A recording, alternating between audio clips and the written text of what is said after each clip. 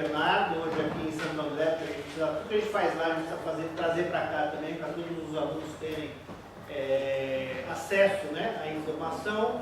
É um tema importante, um tema polêmico, e justamente o André está aqui para também, além de apresentar, depois ouvir perguntas e questionamentos, desde os mais tranquilos até os mais espinhosos de vocês, que ele gosta de responder perguntas difíceis. Então ele vai falar sobre quando haverá paz, dilemas e paradoxos do conflito israelense e palestino. Né? Eu queria, antes de tudo, agradecer também aos estudantes que estão ajudando aqui, tanto ontem como hoje, que fazem parte do projeto Desigualdade Regional e as Políticas Públicas, o Kevin, a Marina, o Lucas, que não está aqui, e a Juliana também, que estão ajudando a gente nessa empreitada. Né? Então, não vamos delongar mais, vamos dar início para a palestra. Eu agradeço bastante a vinda até aqui, até a nossa universidade. Bom, obrigado, professor, pelo convite. Eu fiquei impressionado com o tamanho da universidade, bem grande aqui, né? Bem fácil de se perder, eu até que me buscar lá na entrada. É uma universidade modelo, eu acho que é um caminho interessante para outras universidades como essa se estrearem aqui ao redor do Brasil para melhorar a educação no Brasil de uma vez por todas.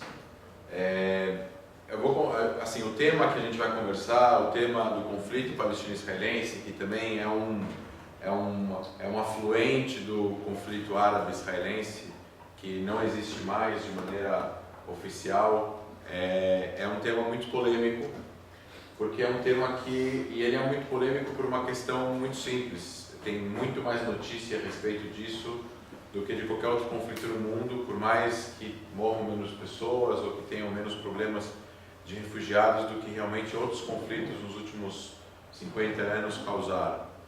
Mas, e principalmente a gente tem visto, isso tem aumentado, isso tem sido colocado de uma certa forma na mídia, de uma certa forma também desproporcional, principalmente depois do começo das mídias sociais, né? Então a gente tem aí depois do começo do Google, se a gente for colocar que há 10 anos atrás estava saindo o primeiro iPhone e não tinha o Facebook, pelo menos não no Brasil, e há 20 anos atrás o Google estava começando. Então imaginem que nos últimos 20 anos esse conflito meio que muda de formato, tanto porque a guerra árabe-israelense deixa de existir lá na década de 70, nós temos hoje em dia o que a gente chama de guerras assimétricas e não guerras simétricas, então não tem guerra entre países, existem guerras ou guerras civis nos lugares como Síria, Iêmen, em alguns outros lugares no Iraque, no Afeganistão, você tem guerras civis hoje em dia ocorrendo em países que acabam se tornando o que a gente chama de failed states, né? Países falidos, que o governo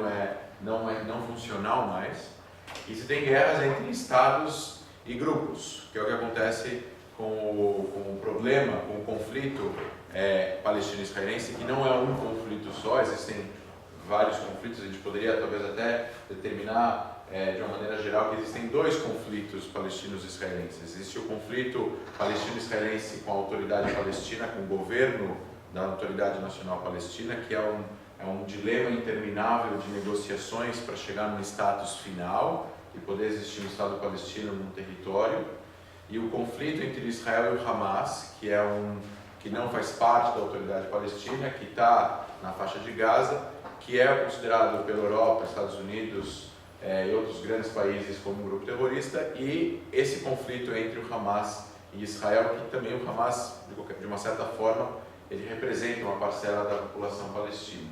E esses dois conflitos, que na verdade um é armado e o outro é diplomático, se torna no que a gente chama de hoje em dia conflito palestino-israelense. Fique à vontade. A gente vai fazer uma apresentação, como esse tema é longo, a gente vai fazer uma apresentação de 4 horas e meia, depois a gente abre para as perguntas. Tudo bem? Estou brincando, só queria quebrar o gelo. Vamos lá. Antes de eu começar e mostrar os mapas, a gente vai fazer uma apresentação. Tem que só fechar. Eu tenho déficit de atenção. Eu vou contar uma história para vocês, uma história interessante, né? Quando o Papa João Paulo II morreu, eu não lembro que ano foi, mas faz uns 10, 15 anos, talvez, ele, no velório no Vaticano, né, os líderes mundiais são convidados e todo mundo foi no enterro, assim como foi de Nelson Mandela, né, uma pessoa muito importante.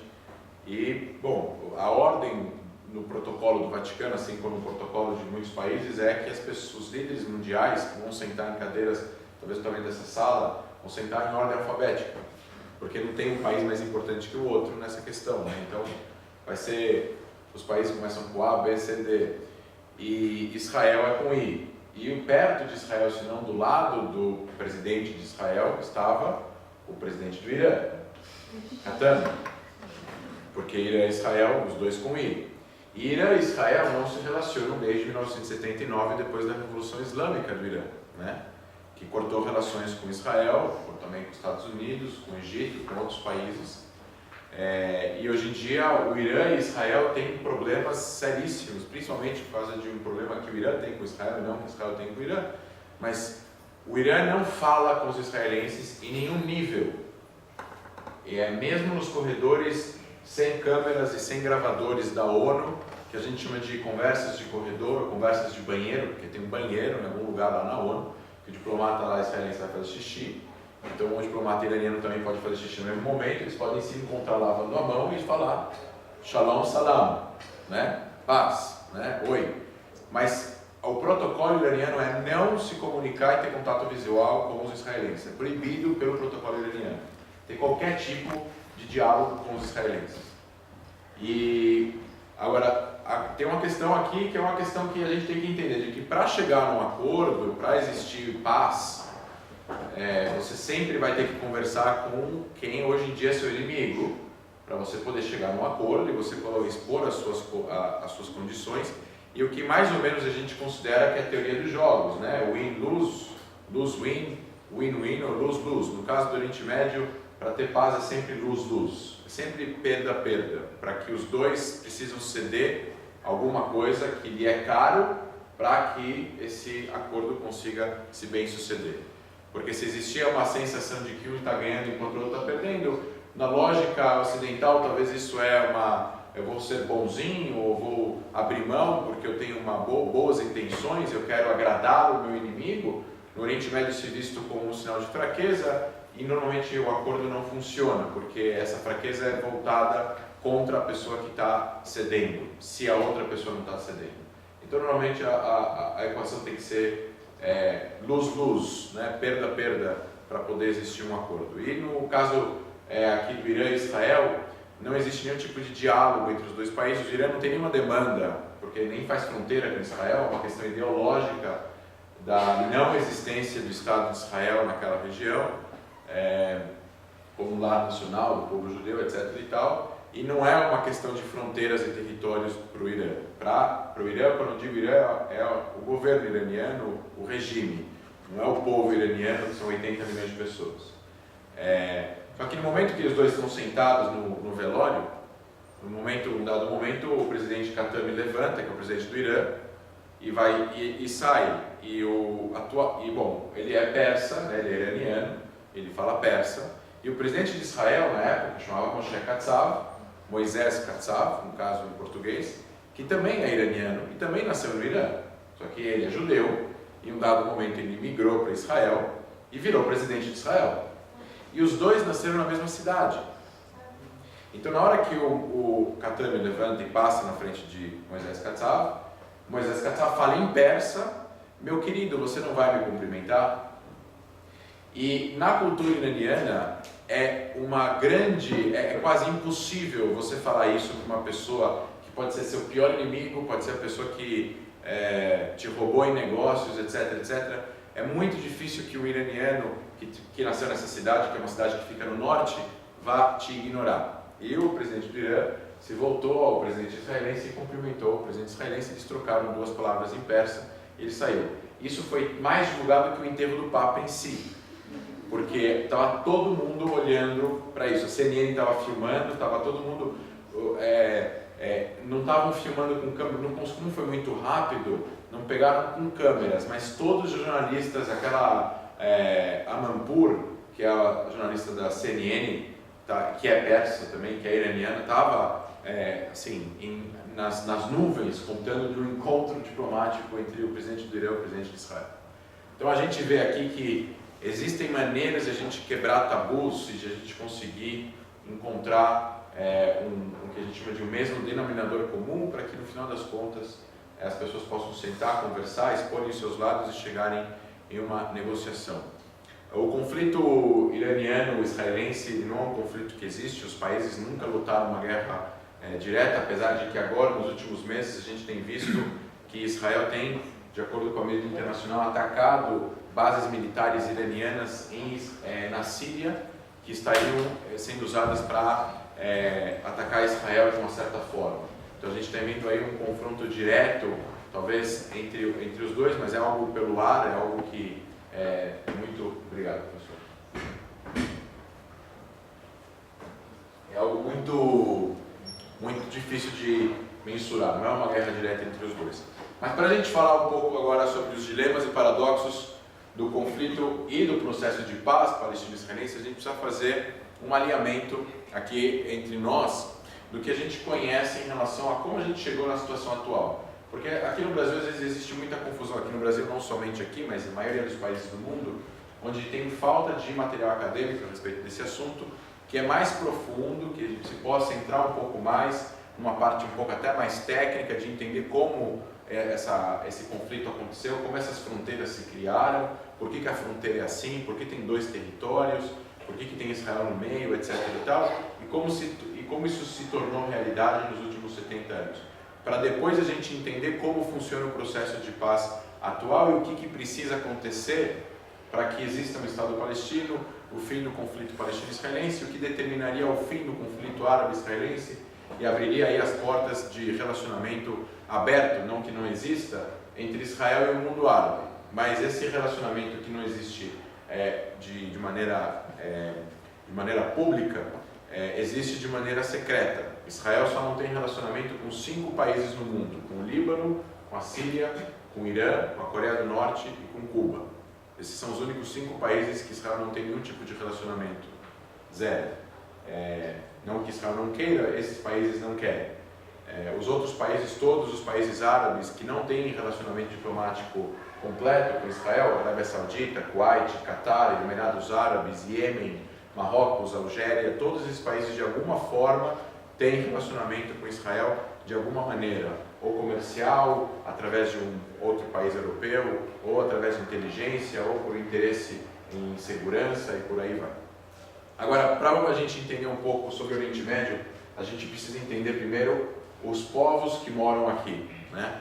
Porque é uma região milenar, uma região antiga, é uma região onde as pessoas têm umas identificações pessoais muito diferentes umas das outras, que são tão fortes que acabam criando, e como criaram, conflitos que não são só os conflitos que acontecem entre judeus e árabes, ou judeus e muçulmanos, mas sim conflitos que acontecem o tempo todo entre cristãos e cristãos, e muçulmanos contra os muçulmanos também. Na verdade, os muçulmanos são as maiores vítimas do terrorismo islâmico, são os próprios muçulmanos, né? O terrorismo islâmico do Estado Islâmico ou da Al-Qaeda matou mais muçulmanos do que outra religião, né? Nessa região daqui. Então são conflitos sectários de pessoas que têm outras identificações além, vou subir para não cair aqui, além da religião em si. Então qual é a primeira identificação que as pessoas têm nessa região daqui?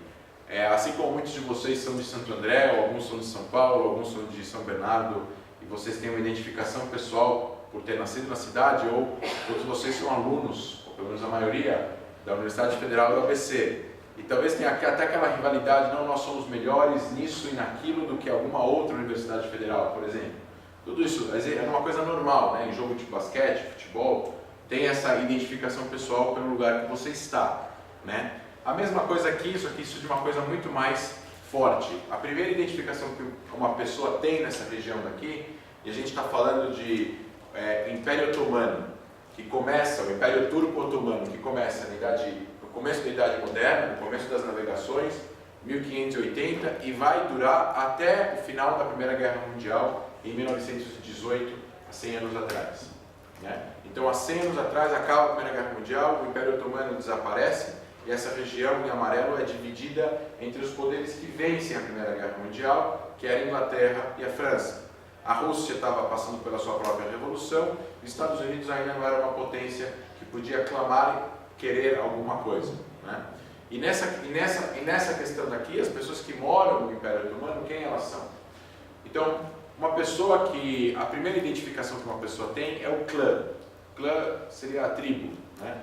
Existem clãs gigantescos de 20 mil, 15 mil, 25 mil pessoas. E esses clãs, eles têm um nome, e esse nome normalmente está dentro do sobrenome das pessoas. Então a pessoa se chama XYZ e o nome do clã. E o nome do clã vai se repetir milhares de vezes entre muitas pessoas de famílias diferentes. E eventualmente tem um clã que brigou com outro clã há 300 anos atrás, porque alguém falou alguma coisa que ofendeu alguém, e essa pessoa não pediu desculpa, e isso se perdurou por 300 anos, e até os dias de hoje, esses dois clãs são rivais, eventualmente podem até se atacar como máfias, né? E não se casam também, os filhos, netos, netas não se casam, não tem casamentos entre esses dois clãs, é proibido. Então a primeira identificação é o clã, a segunda identificação é a religião. Então antes da religião vem o clã, por isso que nós vemos as mesmas religiões brigando às vezes. A segunda identificação é a religião, a pessoa pode ser muçulmana, ela pode ser cristã, ela pode ser judia, ela pode ser drusa, que é uma religião que saiu do Islã há mais de 1000 anos atrás, que é uma religião independente. Nós temos os beduínos, existem, e dentro do cristianismo e do Islã existem os xiitas, os sunitas e os alauítas. Dentro do cristianismo nós temos os cristãos, os ortodoxos, os romanos, os católicos, os protestantes, os evangélicos, os coptas, enfim, tem vários tipos diferentes de cristãos nessa área daqui, e eles também eventualmente brigaram e brigam entre si por uma série de questões religiosas. A terceira identificação étnica. Então você tem, as pessoas podem ser árabes, elas podem ser persas, elas podem ser turcas, elas podem ser afegãs, elas podem ser curdas, dos Kurdistão, dos curdos, que estão lá no norte do Iraque, no leste da Síria, que são 17 milhões de pessoas. Então o curdo, ele fala árabe, ele não se considera árabe, ele é muçulmano sunita. E ele luta por ter independência numa região que parte dessa região é turca. Os turcos são turcos, não são curdos, mas são muçulmanos sunitas também, mas falam turco e não falam árabe. São a mesma religião e eles brigam entre eles há 100 anos, mais de 100 anos. No caso aqui, nós temos os árabes que moram, por exemplo, na Síria, e eles são sunitas, na sua maioria. O governo sírio do do ditador Bashar al-Assad, ele é alauíta, por isso que ele é também super branco, ele tem uma etnia diferente dos árabes sunitas. E ele é super amigo dos iranianos, que não são árabes, são persas. Vocês veem a mistura e a confusão que isso dá, né? Então você pode ser árabe cristão e você pode ser muçulmano não árabe. Então árabe não é sinônimo de religião e a religião não é sinônimo de etnia. Isso é a primeira coisa que a gente precisa entender. E a quarta identificação é uma identificação nacional.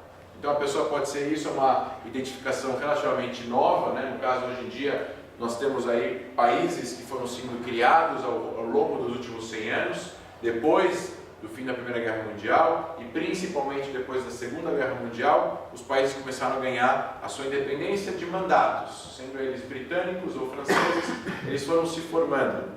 E os países, obviamente, a pessoa se identifica como libanês, ou como sírio, ou como jordaniano, ou como palestino, ou como israelense, ou como egípcio, e por aí vai. Então essa identificação seria a quarta identificação. E obviamente, através dessas quatro identificações, as pessoas, elas têm uma necessidade de proteger os seus interesses, e ao mesmo tempo que elas têm necessidade de proteger esses interesses, eles tentam ao mesmo tempo ceder de uma certa forma ou de outra para fazer com que o seu território, a sua soberania seja respeitada, né, de uma certa forma. Como é que a gente chegou nos mapas atuais? Vamos primeiro fazer explicar algumas nomenclaturas, né? Por que chama Oriente Médio? Porque o centro do mundo nessa época era a Inglaterra desenha um mapa, ela queria chegar até a Índia, e a distância da metade do caminho para ir para a Índia é aqui, exatamente onde está Israel, que é exatamente no fim do mar Mediterrâneo. Então esse caminho sendo o meio do caminho, por isso foi chamado de Oriente Médio. Ele está a oriente da Inglaterra, né? Ele está a leste da Inglaterra, mas é metade do caminho para as Índias, e assim chamado Oriente Médio, né? Em inglês Middle East. A segunda coisa que a gente precisa entender é o nome dos lugares, né? Vocês muitos escutaram nomes antigos, históricos, Babilônia, Mesopotâmia, Pérsia, todos esses nomes representavam o nome de regiões específicas que foram dados por impérios. Como é que funcionava há 2000 anos, né? Não sei se alguns de vocês já leram o livro Sapiens, né? Uma breve história da humanidade. Ele conta que os impérios, na hora que eles invadiam lugares, eles viam com uma ideologia de que o império é bom para as pessoas que moram lá. Só que as pessoas que não querem que o império entre, que estão protegendo a cultura local, eles vão ser destruídos pelo império. Como? O império vai entrar no lugar, vai destruir, vai matar os homens que pegarem armas, em facas ou espadas. Eles vão violar as mulheres para poder mudar a linhagem familiar da cultura local, porque a linhagem naquela época era considerada através do pai, não da mãe, né? E eles vão mudar o nome das localidades, principalmente dos locais religiosos. Então, normalmente, quando você entrava numa capital, você mudava o nome da capital, você construía um templo seu em cima do templo da religião local e você mudava, assim, a cultura local. E é por isso que a gente tem hoje em dia mesquitas que foram igrejas e igrejas que foram mesquitas, por causa dessas brigas que existiram nessa região. Se vocês forem à Turquia, em Istambul, né, que foi capital do Império Otomano e hoje em dia é a principal cidade de Turquia, mas não é a capital da Turquia, tem uma mesquita que chama de Mesquita de Sofia. E a Mesquita de Sofia era uma igreja bizantina. Quando teve a conquista dos muçulmanos, eles transformaram a igreja em mesquita. Então tem sinais islâmicos e sinais cristãos dentro do mesmo templo. Hoje em dia visitado, é um museu e tudo mais, mas por muito tempo, obviamente, os cristãos não podiam entrar lá dentro e rezar, porque se transformou numa mesquita, né?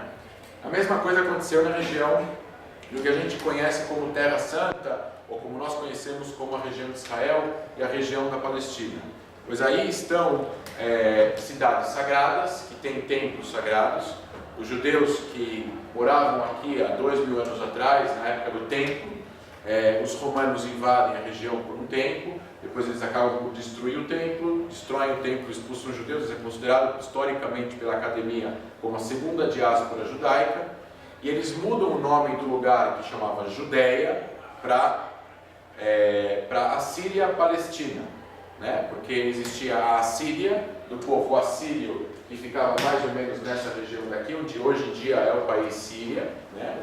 O Estado-nação Síria, e eles chamam a região toda agora de Assíria-Palestina.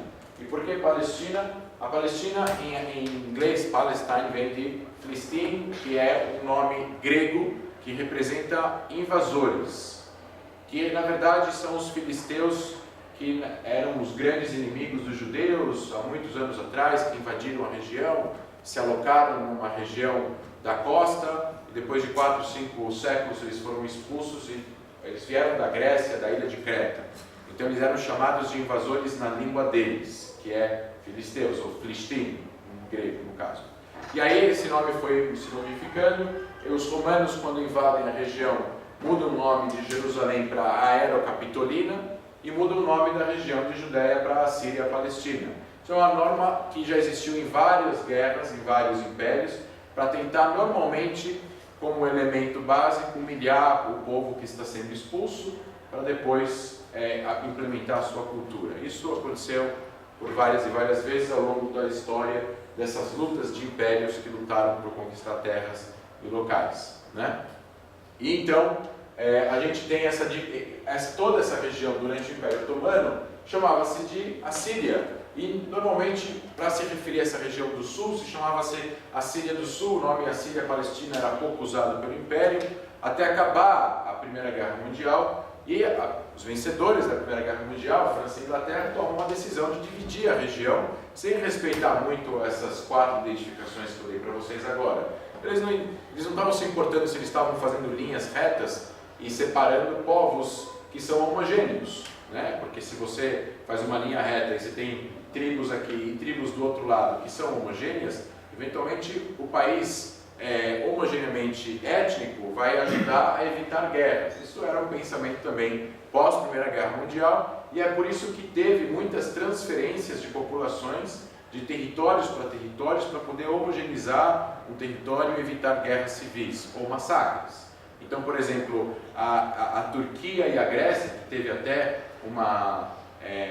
grandes guerras entre os dois, teve troca de populações entre Turquia e Grécia, e o cara até que propôs essa troca ganhou o Prêmio Nobel da Paz na época, só há 100 anos. Hoje em dia, a gente falar de troca de populações é algo que não é politicamente aceito pela academia e pela sociedade civil no mundo, né? Então, vamos lá. O que acontece depois da Primeira Guerra Mundial? Há uma divisão. E como a Inglaterra assume mandatos e a França assume outros mandatos, eles fazem uma divisão de nome. A França fica com o mandato da Síria, e para poder ter uma divisão, a Inglaterra fala mandato britânico na Palestina. Era o nome da mesma região, que é dividida em dois, um fica com um mandato com um país e outro fica com outro país, né?